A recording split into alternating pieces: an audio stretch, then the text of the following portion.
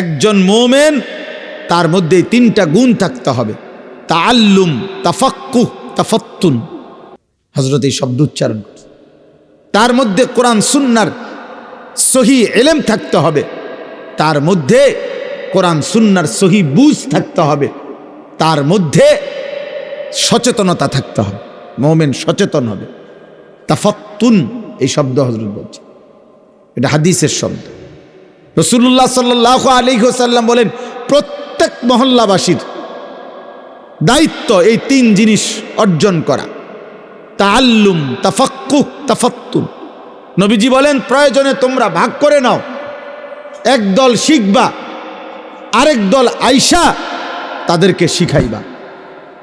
ভাগ করে নাও, নিজেদের মধ্যে বন্টন করো, যে আপনি শিখেবেন, আমরা কর্ম করমু, আপনি আইসা আমগরে শিখাইবেন, অতঃপর উভয় দল এই তিন গুণ, কোরআন সুন্নাহর ইলম, কোরআন সুন্নাহর সহি বুঝ বুঝেন তো না, আর 3 নম্বর হলো সচেতন হওয়া। সচেতন হয়, আমি কি করছি আমি জানি না, আসে না কান্দে, তো এইটাতে প্লাস্টিক কিসিমের মানুষ বেটা,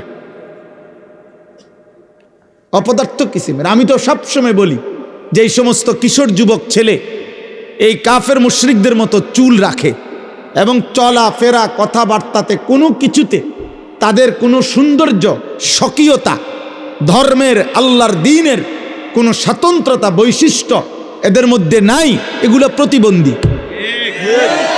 এগুলার কোনো পূর্ব নাই, পশ্চিমও নাই, উত্তরও নাই, দক্ষিণও নাই। যখন যেটা দেখে, যার যেটা দেখে ওইটাই হের কাছে ভালো লাগে, হের কাছে ভালো।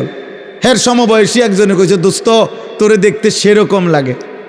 আপনি যদি তারে জিজ্ঞান ভালো মতো যে কিরকম, বলবে ফুট্টা ঘরের মতো, বাবা ঘরের মতো। তাইলে এই সমস্ত সুল্লা মানুষ কি জোনায়েদ বাগদাদির মতো? তো কার মতো? বাবা ঘরের মতোই তো। তা নাইলে তুমি প্রতিবাদ করো, তোমরা একজন প্রতিবাদ করো, প্রতিবাদ করে তুমি যুক্তি দাও যে না হুজুর, এই বিশ্রী বিকট এই চুল মুশরিক বেঈমানের, এটা কোনো ইমানদারের মতো, এটা হেবড়ার নাম কও তুমি, আমরা খবর লই উনা চুলটা করে চাইয়াই।